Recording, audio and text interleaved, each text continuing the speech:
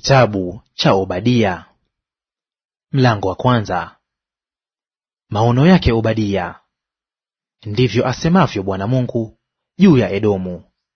Tumepata habari kwa Bwana, na mjumbe ametumwa kati ya mataifa, akisema, haya, inukeni ninyi, na tuinuke tupigane naye. Tazama, nimekufanya mdogo kati ya mataifa, umedharauliwa sana. Kiburi cha moyo wako kimekudanganya, wewe ukae katika pango za majabali. Mwenye makao yako juu sana, asemaye moyoni, ni nani atakayenishusha mimi? Ujapopanda juu kama tai, ijapokuwa kioto chako kimewekwa kati ya nyota, nitakushusha kutoka huko, asema Bwana. Kama wevi wangekujilia, kama wanyang'anyi wangekujilia usiku, jinsi ulivyokatiliwa mbali, je, wasingeiba kiasi cha kuwatosha?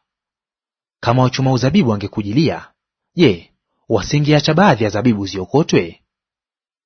Jinsi watu wa Esau wanavyotafutwa tafutwa, jinsi hazina zake zilizofichwa zinavyoulizwa. Watu wote wa mapatano yako wamekufukuza hata mipakani. Wale waliofanya amani nawe wamekudanganya na kukushinda. Walao mkate wako wameweka mtego chini yako, wala hana ufahamu wa hayo ndani yake. Siku hiyo, je, sitawaangamiza watu wenye akili katika Edomu, na wenye ufahamu katika kilima cha Esau? Asema Bwana. Na mashujaa wako, Temani, watafadhaika. Hata iwe kila mtu akatiliwe mbali na kuuawa katika kilima cha Esau. Kwa sababu ya udhalimu uliotendwa ndugu yako Yakobo, aibu itakufunika, nawe utakatiliwa mbali hata milele. Siku ile uliposimama upande, siku ile wageni walipochukua mali zake, na watu wa kabila nyingine walipoingia katika malango yake na kumpa kura juu ya Yerusalemu, wewe nawe ulikuwa kama mmoja wao. Lakini usiitazame siku ya ndugu yako, siku ya mashaka yake, wala usisimange juu ya wana wa Yuda siku ya kuangamizwa kwao, wala usinene maneno ya kiburi katika siku ya shida yao. Usiingie katika lango la watu wangu siku ya msiba wao, naam, usiyatazame mateso yao siku ya msiba wao, wala usitie mkono yako juu ya mali zao siku ya msiba wao. Wala usisimame penye njia panda, ili kuwakatilia mbali watu wake wakimbiao, wala usiwatoe watu wake waliosalia katika siku ya dhiki.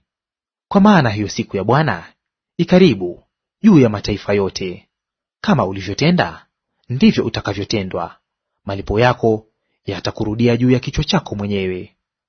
Kwa maana kama vile mlivyokunywa juu ya mlima wangu mtakatifu, ndivyo mataifa yote watakavyokunywa daima. Naam, watakunywa na kubabaika, nao watakuwa kana kwamba hawakuwa kamwe. Bali katika mlima Sayuni watakuwako wenye kuokoka, nao utakuwa mtakatifu. Na nyumba ya Yakobo watamiliki milki zao.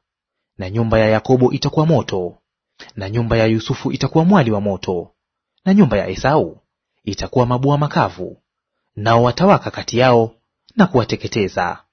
Wala hatasalia mtu awaye yote katika nyumba ya Esau, kwa kuwa Bwana amesema hayo. Na watu wa Negebu wataumiliki mlima wa Esau, na watu wa Shefela watawamiliki Wafilisti. Nao watalimiliki konde la Efraimu na konde la Samaria, na Benyamini atamiliki Gileadi. Na watu wa jeshi hili la wana wa Israeli waliotekwa, walio kati ya Wakanaani, watamiliki mpaka Sarepta. Na hao watu wa Yerusalemu waliotekwa, waliomo Sefaradi, wataimiliki miji ya Negebu. Tena waokozi watakwea juu ya mlima Sayuni, ili kuuhukumu mlima wa Esau, na huo mfalme utakuwa ni mali ya Bwana.